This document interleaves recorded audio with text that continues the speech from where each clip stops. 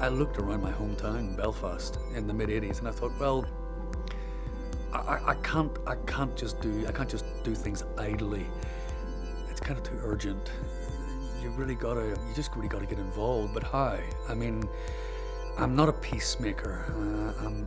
I'm not political at all in that sense. I have to say I don't really want to do good, really either.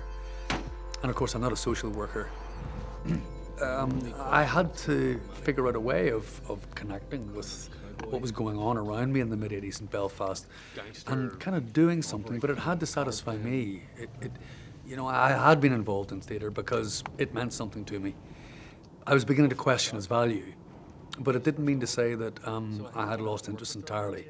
I just wanted to refigure it, kind of figure it out again, rethink it, maybe go back to basics, something like that. And I felt to do that, I had to work with people for whom actually theatre probably didn't mean very much at all in the first place. What is your name, McKissick? No, it's not. It's Lucas. It's my stepdad's name. Why are you still called after It's it? the nickname. Why'd you change it back? I don't know. I don't want to remember. Where's your dad? I don't know. You don't even have a real family. You don't even know who you are. I do.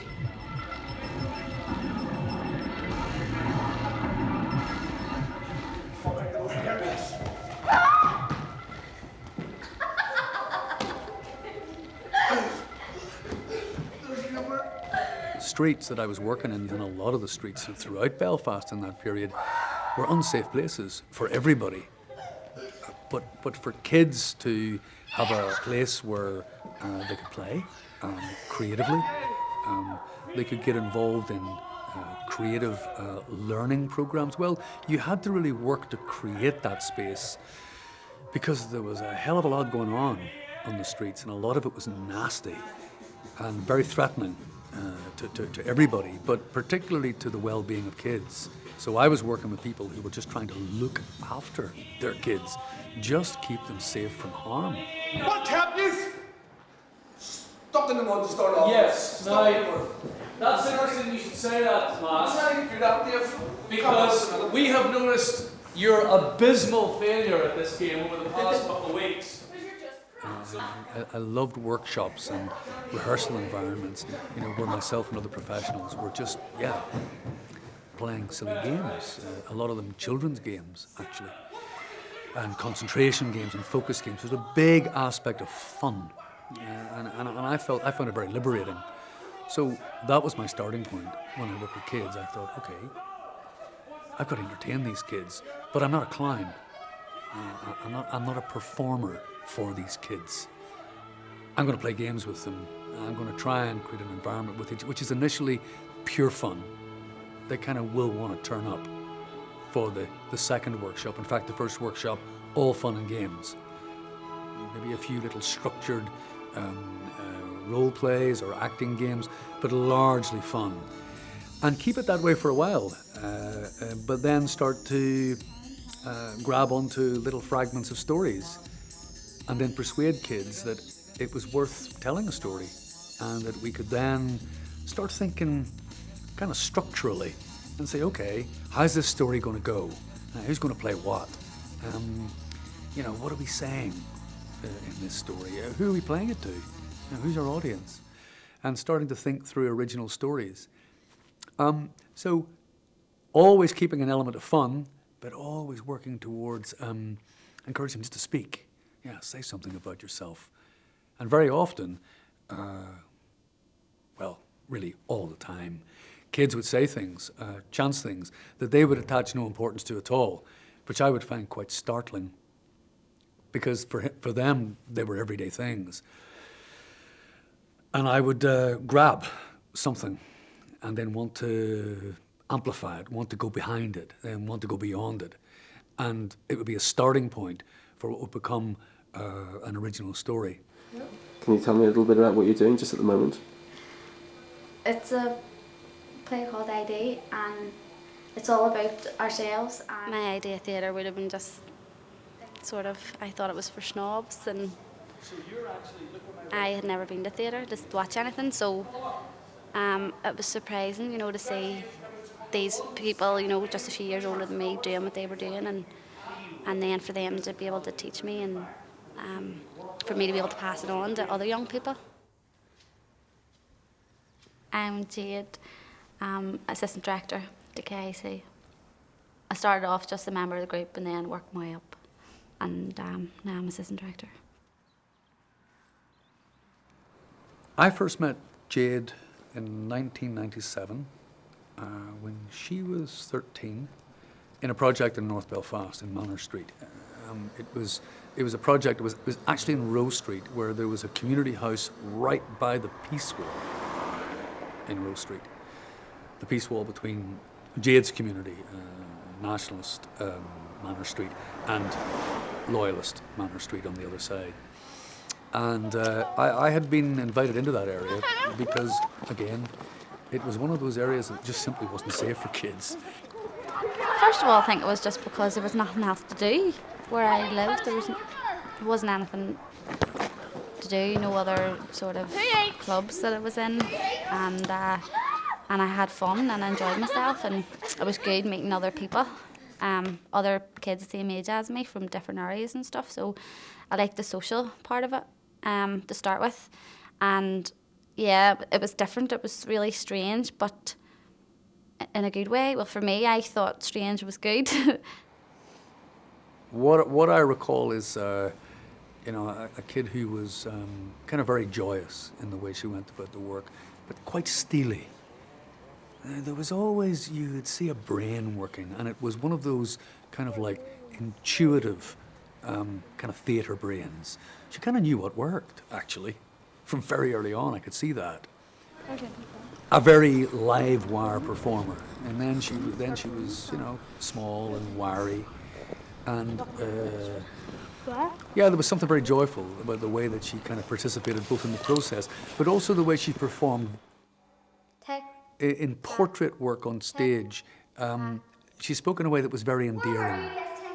You know, audiences liked her because it was honest, it was unforced, it was her own voice. There was nothing actorly at all about what she was doing.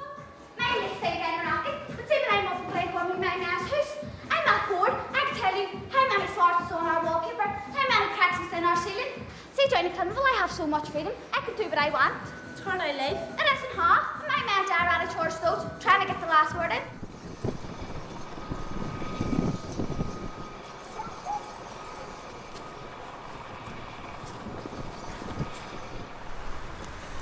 When I first joined KIC 2 years ago, they were just starting to do their movement stuff. Now, it's all movement stuff, and I'm wrecked.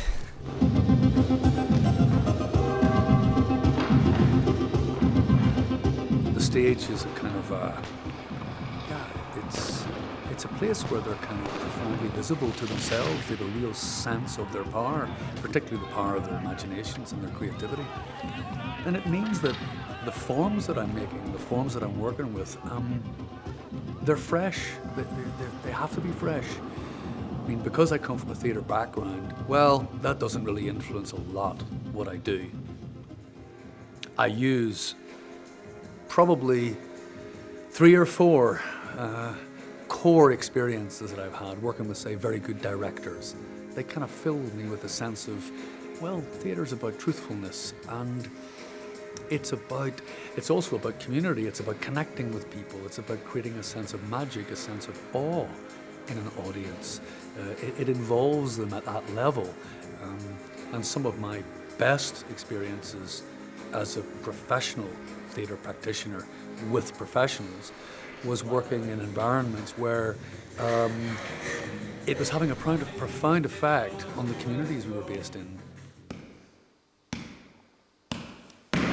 Let me in the house now! Let me in! I don't even know why I waste my time on you. I hate you anyway! I see your son.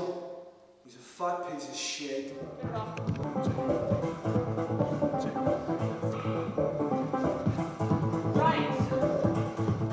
I kind of wanted to physicalize characters and actually physicalize stories a lot more. I mean, I wanted to put music and movement in.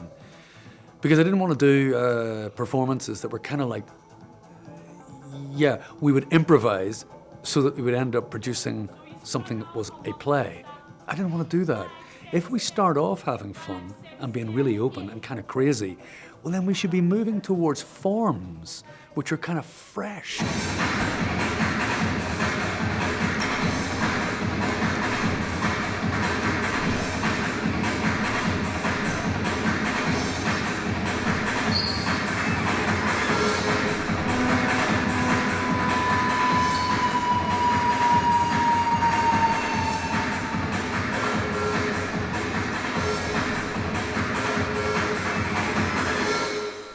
It's hard work.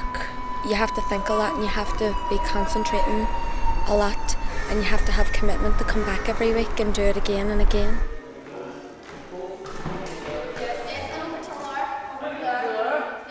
KIC is a physical theatre company. There's no sitting down, there's no writing scripts out. No, everything we do is using our bodies. And what we do find is actually if halfway through a workshop and somebody actually does sit on the floor, it's right up, everybody get up, because as soon as somebody sits down, their energy just goes through the floor. So yeah, we're always trying to keep everybody up and, you know, keep going, because once you stop, then think tiredness kicks in and everybody wants to sit down.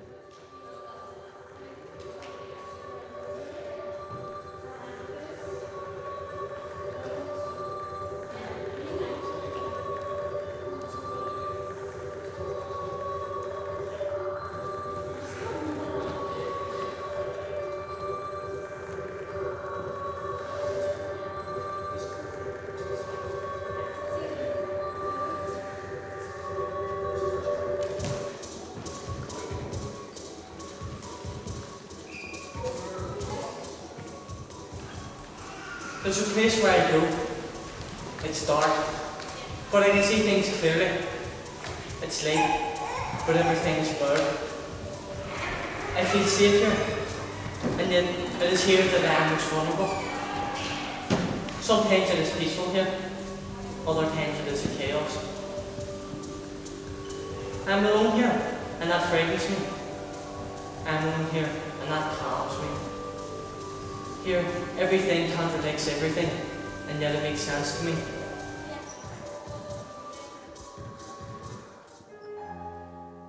The work will always be physical. It will always have dance elements, but it must always be linked to story, yeah, and to character. So physical theatre is a kind of dance theatre.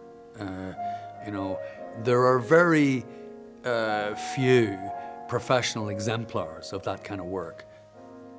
It's more challenging for everyone involved if you don't have a script and you don't know what it's about, and it's more exciting and it's more fun than getting to know people and you know, trying to come up with what it is that you want to talk about, you want to say, you want to show. So yeah, it's just, I think I've never worked with a script, and I don't ever want to work with a script, because at the end of the day it's somebody else's story, somebody else's words. And yeah, it just doesn't appeal to me. I'd rather tell my own story or tell somebody else's story that's true to them. I don't want to remember, but I can still hear that phone call. Uncle Seamus was there. He survived, but 6 men didn't. Remember? The bus to school, 2 days later. All those cameras and us. I was only 11. And I was disgusted. We felt safe where we live. Karen, do you think it could happen again?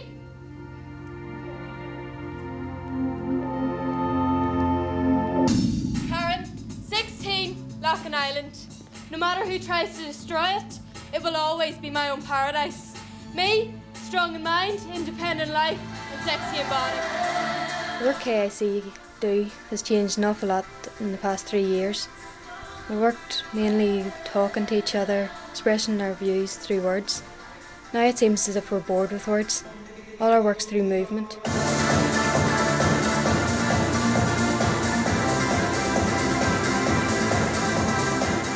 the obvious thing to say about physical theatre is that it energizes. That's dead obvious. It's physical. And in our workshops, we don't give kids time to think, actually, a lot of the time. And I think it's important that they don't think, that they just move. They just do things, just say things. So we tend to work at quite a high tempo. And that's energizing for the kids and for me and for Jade and other members of the team. Physical theatre is also other things. It's a way of telling stories in theatre terms. So it's not just about being energetic. I'm wary of dance. You know when I want to use dance, but I don't want KIC to become a dance company. And very often people have looked at our work and says, "Oh wow, you're a dance company. That's what you are." And I say, well, if that's what you see, okay, that's what you see. But I'm actually wary of that. Dance is very abstract. And when it comes to using dancers, well, then I'm careful. Because we found in the past that dancers who are very good at what they do tend to work in a way that doesn't really get at the kind of stories of kids. It will tend to take them away from their own story. That's not so easy, is it? To tell someone who you are. Not just who you are, but who you are. No, think of it this way. Who you are. People come and go, and at the start, it was hard for me to take because, when it first happened, it's like this is somebody that you've been working with for X amount of years, and then they're just out of the thing. They're, off radar, and you're on your own. So, well, that's the way you feel at the time, and you think things aren't going to be the same. Things are going to change, and but after, you just get used to it. And at the end of the day, like, if it's not for them, it's not for them, and I'm in it for my own reasons. So, I just stayed on. For 6 years I've crossed from North to East Belfast because I wanted, because I needed to be on the KIC floor.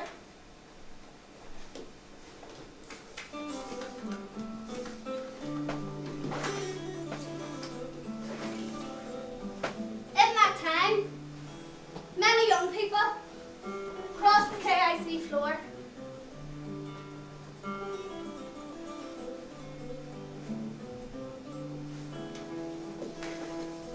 Some left an impression, others shared moments, but few stayed long enough to tell their story. Where's your progress? You're coming around the corner, they're going to get you. Where's your desk, Stevie? Will you leave Stevie alone? Stevie, you alright, mate? Up the ride, up the ride, up the ride. Up a hoot. Today.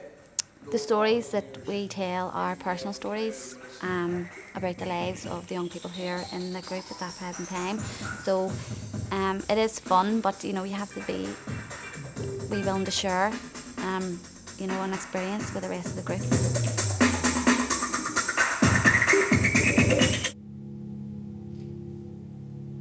Connor, 16, Scorpio. When I'm out there, I'm quiet, but when I'm on the floor, I feel.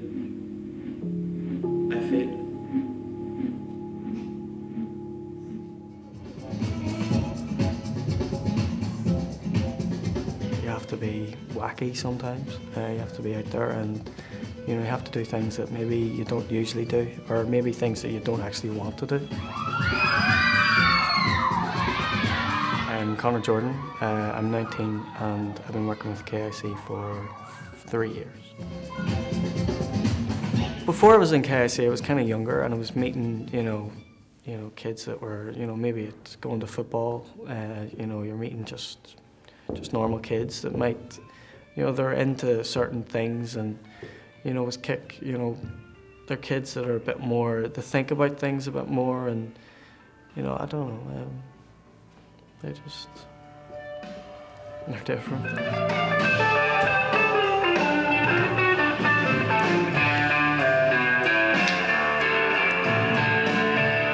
Everybody puts their own bit into it. It's the great thing about it is when you go into a workshop, you don't know what's going to happen.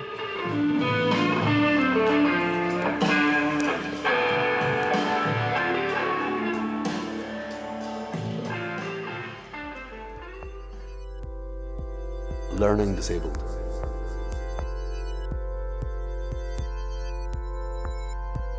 Most people can't help themselves. When they hear the words learning disabled, they think of limits. Well, that's not my experience of working with learning disabled kids. This is my trophy. I want to think. This horse is on the foot and crust. Then horse is soft and the sugar jumper and the court. Kids in Control runs a core group project, and in that project we make our most mature and accomplished work. In summer 2006, we made a commitment to this group of young people to work with them over 9 months and make a full-scale production that would headline our 10th anniversary celebrations. You're looking down. All right. And you're pointing your finger with the other hand. Can you manage that? Yep, sure. It's as intriguing a puzzle trying to figure these kids out as it ever was in the 90s or in the 80s, working with any group of kids. My mum, my brother, my sister, my cousin, my other cousin, and my uncle. That's it. Again, I've looked at the timetable. I'm Pauline Ferguson, and I work for a voluntary agency supporting families who have children with a learning disability. It's really your solid ground for that sort of commitment to young people and young people's person. When we saw how David works with children, he doesn't see them as having a label, whatever that label might be, whether that's about youth justice or whether it's about truanting children or whether it's about young carers or indeed children with a learning disability. He sees the person, and he very much develops the individual young person to go to the extent of their own potential and really helps them challenge their boundaries and think about themselves in a very serious way. And I suppose that the biggest thing that I saw when I saw Dave work with the young people is the level of energy that he puts into it and the level of listening that he does to those young people and really listen to their stories and help them develop their stories through physical theatre. I said, when you hear that music that comes in, everybody's kind of startled, but why? What do you think is happening? And Campbell immediately said, leeches. Leeches. And I said, that's it? Get it off his stomach! Get it off! Tramp on it! Kick it! So look, you see when you're pulling a leech off, it's oh! Get it! Stomp! There was a time when I felt it was urgent for kids to tell it like it is. This is the way it is for me as a kid living in these streets. And I wanted to hear that story, and I wanted to find really interesting ways of telling that. And kind of showing the humanity of kids and their kind of needs and their fears and their hopes and aspirations in what were kind of abnormal situations. Situations that kids shouldn't be in, actually. That work was great, but that was then.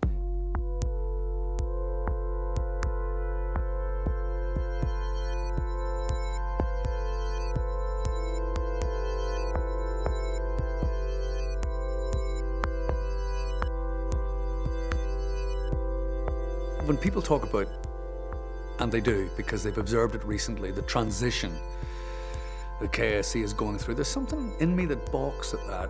I don't quite buy it. Yeah, things have changed. It's true that in the past 5 years, we've been spending more and more time working with learning disabled kids. It's true. But really, I think the core ethos hasn't changed. It's still kids who are really not normally, conventionally regarded as makers, as makers of art, as makers, in fact, very often, young people who are neglected and marginalized. And the word transition makes it sound also as if it's been something kind of deliberate, but in actual fact, things happen by chance, really. 5 years ago, in a workshop in Lisburn, I had one girl who had a visible disability. She had hemiplegia, which meant she was palsied down one side. And I was doing very dynamic work with that particular group. And each night when we met, I had to, with this kid, I had to figure out ways of kind of, well, just dealing with a problem. And that's the way I approached it. The thing is that this kid went back and told her mum that she was having a ball. She had met someone for whom her disability just wasn't a problem. And if it was a problem, well, then it was just something we just had to work out. And she felt fully integrated into the work.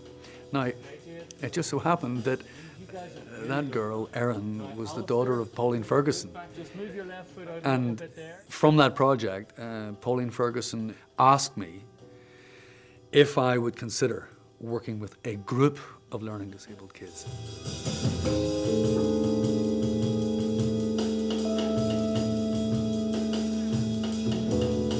They have come from one place, both physically, in terms of their learning disability and in terms of their personal development, and have gone on this huge learning curve and are now pushing their own boundaries in such a way as they are developing themselves in very, very powerful ways.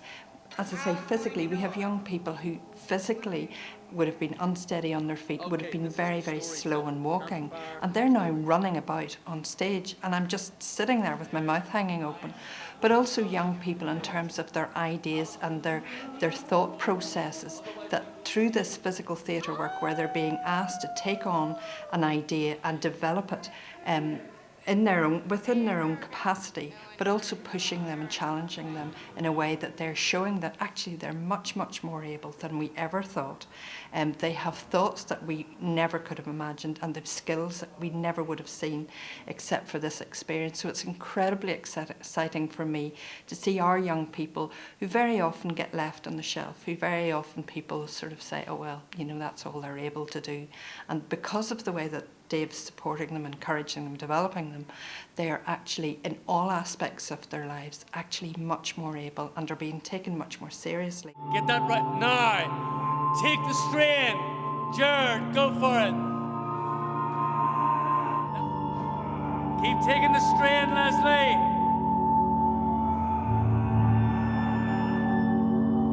Jared, angle it more this way. That's it. Yeah, the light's coming from here.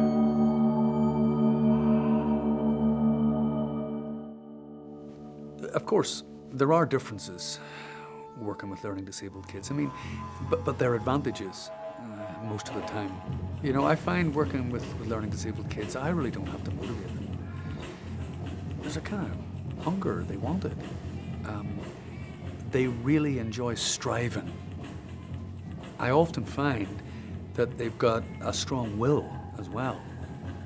Perhaps because they've had to forge a will. Or very often, their parents have had to fight for them and have really instilled, really helped instill a will in them.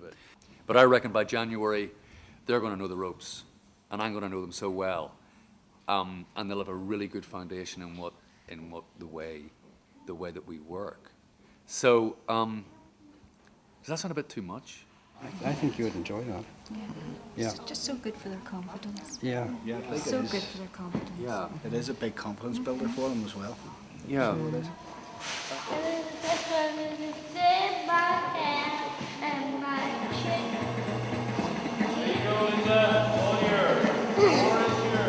Good job, I did it.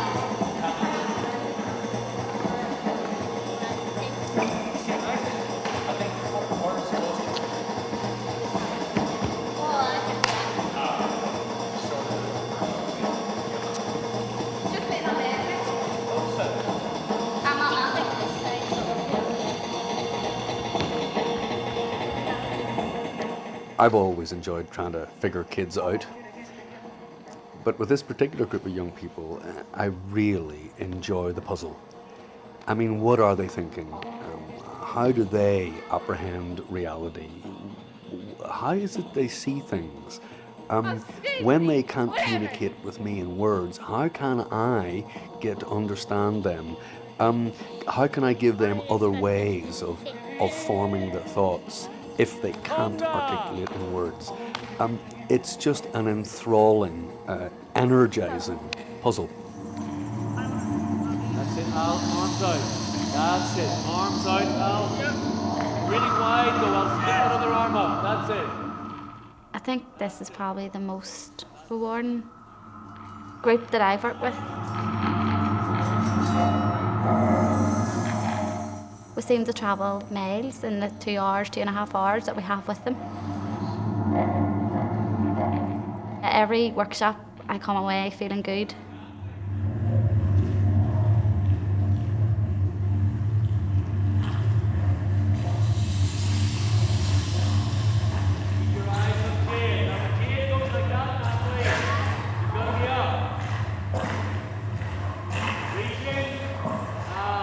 With regard to working with them on the floor, I would still strive to make work that is as dynamic as any work I've ever made. It's just the way that you get there. And it also just takes a little bit longer to figure out, to figure the individual kids out and what their needs are. Because very often in the groups that I'll work with, the learning disabled groups, what will happen is you've got a very, very broad spectrum of disability, an extraordinary range. Some of them have physical disabilities, so you can't,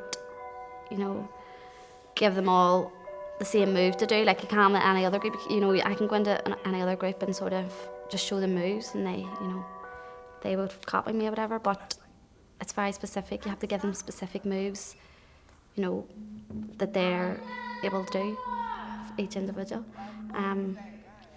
And I think you just have to take your time with them because it does take them a bit longer to process things.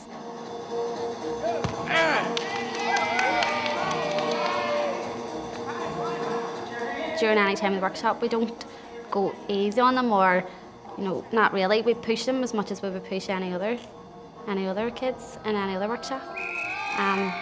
When they do get tired and we keep trying to get more out of them. But I think that's why they enjoy it as well, because they get pushed and we're not soft on them, Choke and hurt your eyes. That's it, Leslie. Good. Al, terrific. Hold, that's it. I want to do work that kind of is poetic, that kind of, is probably more akin to kind of music than it is to plays. It's to do with kind of rhythm and mood and tone and atmosphere. And I just love working that way and making that kind of pieces of work. What I find with learning disabled kids is that there's no impediment. There's no impediment to going there. I can't think how many countless times in the past 9 months with the current core group, you really only have to just trigger something, throw in a little idea, and it seems to just animate them.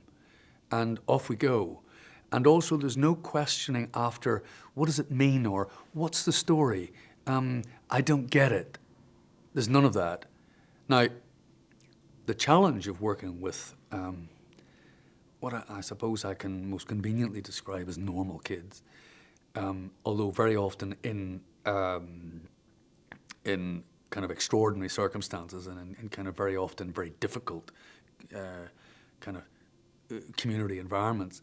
Still, to all intents and purposes, they're normal kids. I find that there are impediments. They do have difficulty. Just waiting for a story to happen, just feeling your way towards the final form of a story. They want to know quite quickly, what's it about? They want to know the logic of it, the kind of prose logic of it. And sometimes that frustrates me. I'd like to be able to cut quicker. Working with so-called normal kids, there's a lot of energy and that comes with that, being able to work with them. But I think that the main difference is that sometimes when you have a group of normal kids, They might not necessarily want to throw themselves into the grotesqueness of the work, or, you know, just being able to put themselves out there. With these kids, they're a little bit more outgoing, and they don't really care what other people think of them. And I think that one of the great things is, for me, being able to work with them. They go out of KIC workshops with, you know, new skills, being able to go out and being able to be more vocal about themselves. So it gives them real skills. So that gives me a good buzz when I hear that one of the kids has gone out and done something good.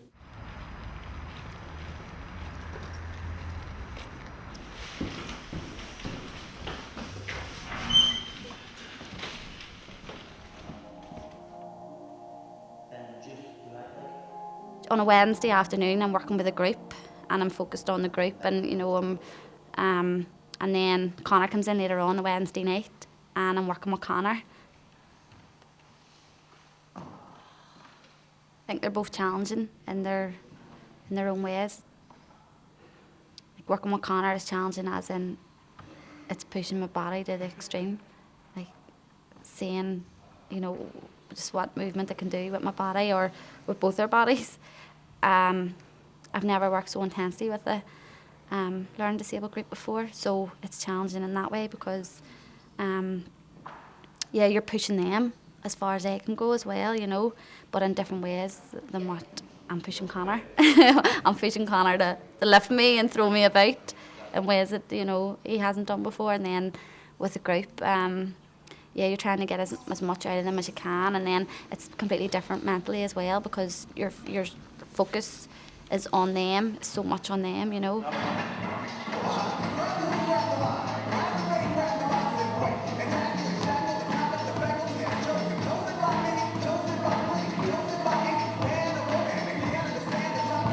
It's a great challenge for me because obviously she's been in KIC for, you know, quite a while, and you know, she's very physical with her work, and you know, it gives me a great opportunity to actually learn how to, you know, lift people and counterbalances, and you know, like do things with props such as like you know, a table and chairs and stuff like that. So and even just working on storylines with Jade, it gives us the chance to work off, you know, like the boy-girl thing where it may be like a love scene, or it may be the opposite to that where they're arguing.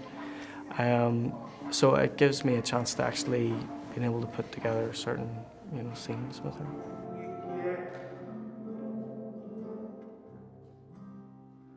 When I'm dancing, I like to just let myself go. So I like improvising when I'm dancing.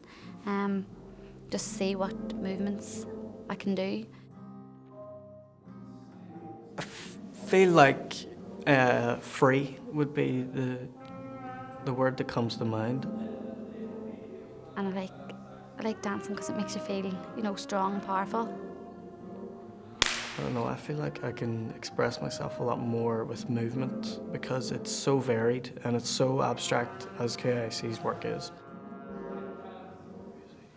Truth, no, never, listen, all, freezing, in,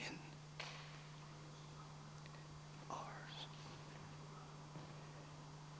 want. If I look at what Connor's doing now, in early 2007, and then I look back to when I first met him, and I think about how raw he was lithe, he was kind of very dynamic in a chaotic way. And he came into KIC, and in the early days he struggled, he really struggled. And I think Jade really settled him. I think that I put them together because I felt that he needed to be settled, he needed to be steadied. And Jade did that because Jade has got a lot of experience and is terrific at disciplined movement work, about holding a piece together, doing it in a dynamic way, but really holding a quite complex piece of choreography together, particularly when it comes to timing and count and working to music. Connor struggled with a lot of that early on. He has got a sense of himself now as being a dancer. You know, he's doing little bits of ballet, little bits of jazz and tap, and little bits of contemporary, and he's got a sense that he might be a dancer. And I think that this inner sense that he has, it's to do with him as a person now. He's now sees and feels his potential to become a dancer. And that means that he's now bringing to the work a lot of confidence, as well as a range of an extended vocabulary of moves and bits of technique. Conor doesn't need so much now the steadying influence of Jade. What we get more is two people really sparking off each other, and Jade is very challenged now by Conor and the level that he's at now.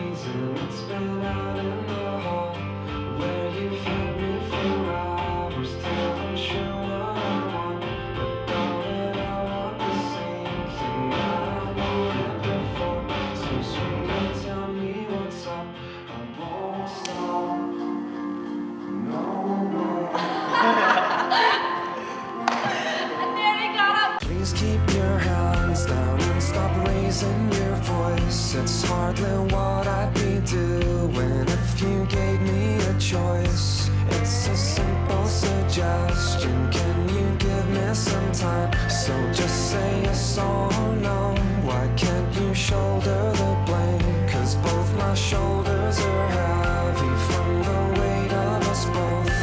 You're a big boy now, so let's not talk about growth. You've not heard a single word I have said. Oh my God. It could be something really, really something enigmatic, something really cryptic. So come here, put the hands around. You see when your head comes up, Jade? Oh, like that? It's Working with Conor and Jade, for me, it's kind of like, it's sport, You've only got to just throw in an idea or a piece of music and say, look, I want you to work with a coat rack. I want you to work with a step ladder, and I want you to work with a little trolley for going underneath cars. I just want you to work with that because they're part of the scene. But let's make a dance piece based on a certain relationship using those three things. And this is the piece of music that I like.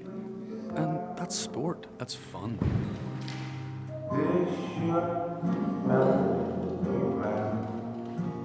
And there's no doubt in my mind they inspired these kids, these learning disabled kids in the core project. I mean, there's no doubt about it that those kids are energized by what they see. So get out and breathe the air. So we've got Campbell. Yeah, Campbell runs all over the show though. He doesn't stay in the one place. Yeah. He runs from the front down to the back. Right. Do you know what I mean? It's kind of an odd shape, that, isn't it, though? And then Alistair, so it's really four at the back, Alistair over to the right, and then Campbell Alistair runs straight. and Leslie are a wee bit further back. And then... So we bring these guys a little bit forward. Yeah. There comes a point in a process with the group where you go into production assembly mode. You've been kind of brainstorming, and you've been risk-taking, and you've been exploring and forming story structures and playing with them. But there comes a point where you settle on a structure, and then you have to assemble it. And that's where a lot of technicality kicks in, because the theatre that KIC makes is using all the resources of theatre, lights and sound, or we could even switch other sides. Theatrical paraphernalia, But the thing is, props, that the combat, costumes, the combat takes and it's place quite an elaborate after business. the first When you're working with a group of learning disabled kids,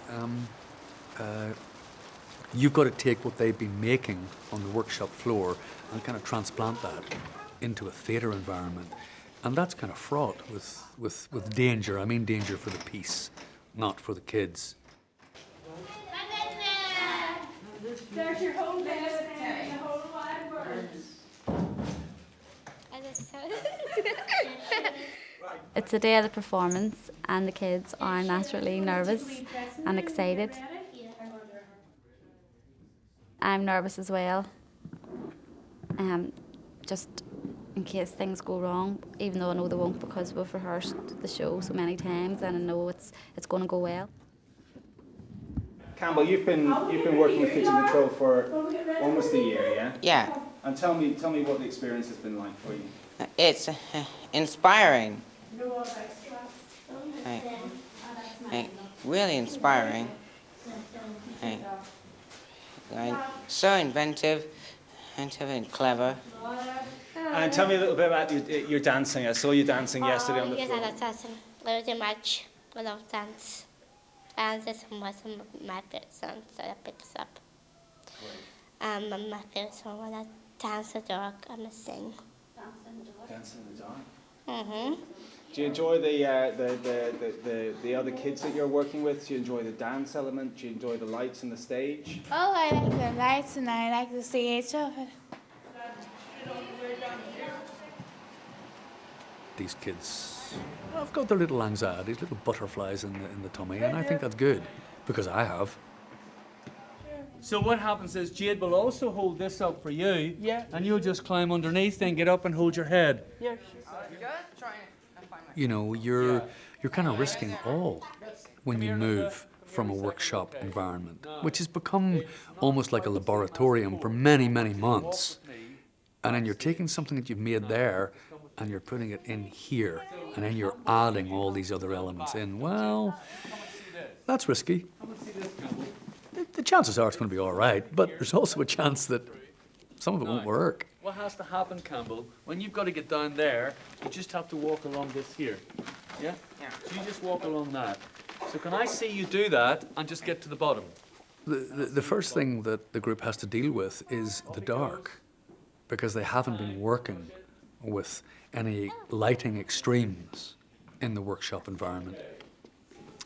They have to become acclimatized to the dark and to blackout, and also to movement behind curtains, to get into positions, to enter for a new scene. And that can be quite difficult for some of these young people. Like, for example, Campbell. I mean, when I first met Campbell, Campbell actually ran out of the theatre when the lights went down. We brought him to see a show in a theatre, but when the house lights went down and we went to blackout, he ran out. Now, he's come a long, long way.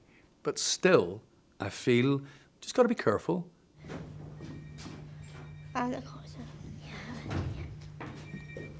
They're very focused and I think they adapt to change quite easily. I think because they've got a performance behind them, that helps. So they know when they're coming into attack rehearsal what to expect, and they know to expect changes, and you know, some things go out the window whenever lights are added, and things are always changed and rearranged. So they adapt well to it.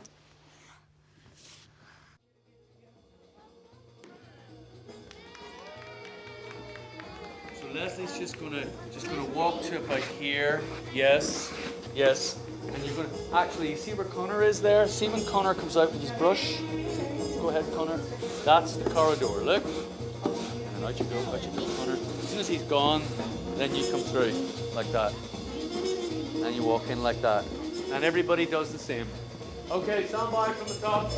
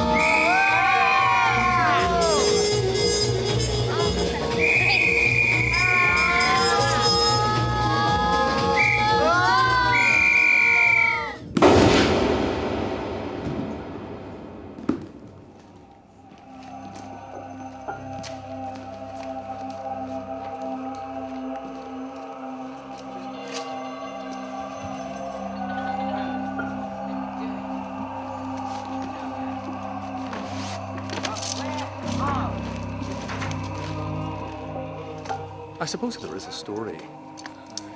It's the story of the kids entering a theme park, but it's a theme park which stimulates them in different ways. They find themselves, for instance, in a fairground, but they have to imagine and kind of mime all the items, all the fixtures in the fairground.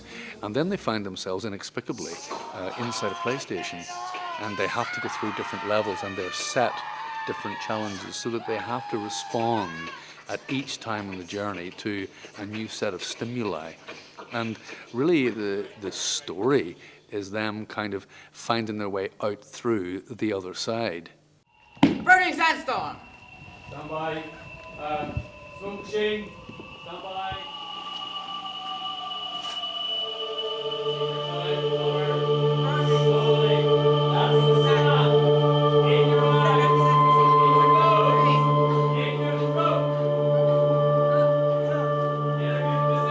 The work with learning disabled young people, it's to do with fantasy, and we're telling stories which have got a fantasy narrative.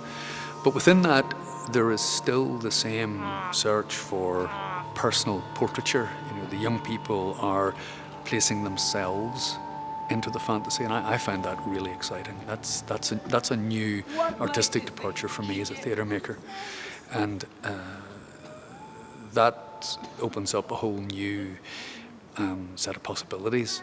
You know, particularly when it comes to installing a piece of work in a theatre, you find yourself, you know, wanting to use smoke machines. You find yourself, you know, wanting to use really extravagant lighting effects and all sorts of different means that are available to you. It just seems to me to be, I find it very liberating. I find it to have to construct a fantasy narrative is really challenging, but then to insert into that narrative the same kind of quest for personal statements and personal portraiture, so that you're seeing the real person.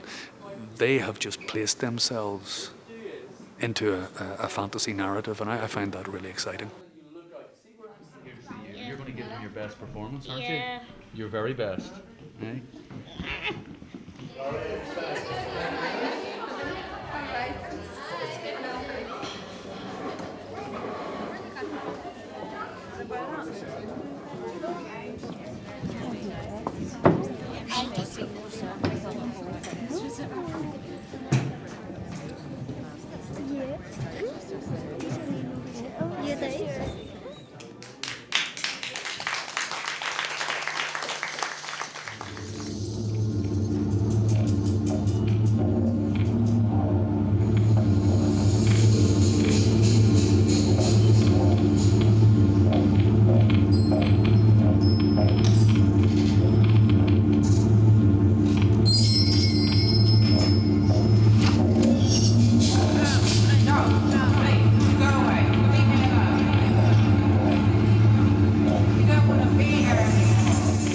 My feeling about abstraction in theatrical production, and even in the process of making a piece of work with a bunch of kids, is, and I think you have to approach it. You've got to arrive there.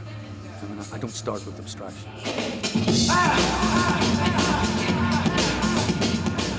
Let's be open for as long as possible. As long as possible.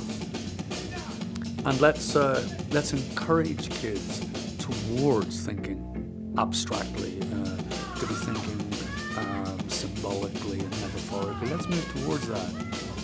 We may never get there, but don't foist that on them early, because that's falsifying the whole process. And I think when an audience sees kids in that kind of show where someone has imposed a theme, I think an audience intuitively feels that they're actually looking at kids as ventriloquists, not as creators. Hey! What? Yeah. Uh-oh.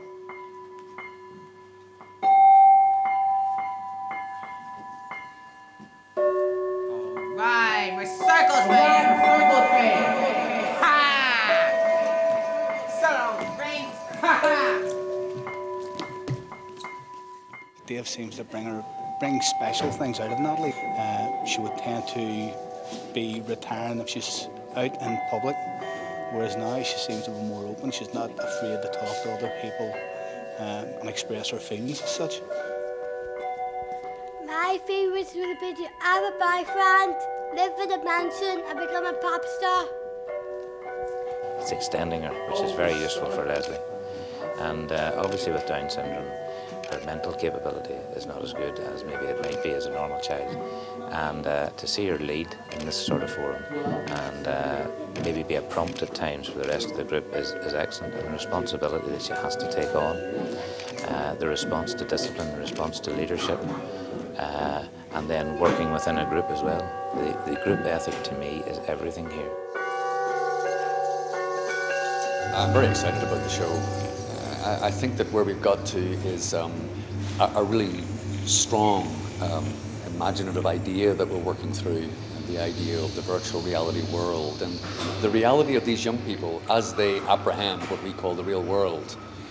And we're getting this extraordinary sort of phantasmagoric kind of crossover or crossfade of their real world and this amazingly, wonderfully created virtual reality world.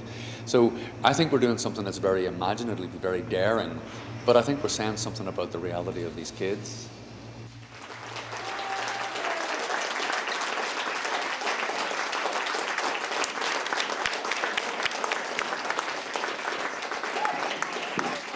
You were fantastic. I suppose a lot of it's opportunities, and I suppose we have 2 other children, and we always have hoped that all our children would have the opportunity to experience a wide variety of life in whatever form, and whatever interest they have, that we would encourage that and support them and make sure that they have the opportunity to do that. So the KIC project has gone beyond our thoughts and wishes for Alistair, because he really has enjoyed it so much, and as I say, just can't wait to be here and to be part of it, and onwards and upwards to the next one. I think he's risen to the challenge that Dave and the team have put to him, and he's just bring it on. He just wants more of it, which is wonderful. So he's been challenged at every turn. The future, more risk-taking, that's for sure. You know, we must ensure that people don't see KIC, oh, there's a way of doing things, a KIC way of doing things. No, there are just lots of diverse situations that KIC might put itself into. I think from the point of view of the company, the future, we're going to be looking at exploring further what has become a little bit of a speciality, working with learning disabled young people, but not to the exclusion of other projects. Like, for example, I've decided to take on a project in North Belfast in, again, what would be regarded as a kind of traumatized community. In fact, a community that describes itself as a forgotten community, where they're still dealing with sectarian strife, albeit on a kind of microcosmic level in terms of the total map of Belfast. But for those people, it's very real, and it's quite regular. That's the other end of the spectrum. And really, KIC's always taken risks in that way. You know, going into communities where, well, basically where no one else goes, to be quite honest about it.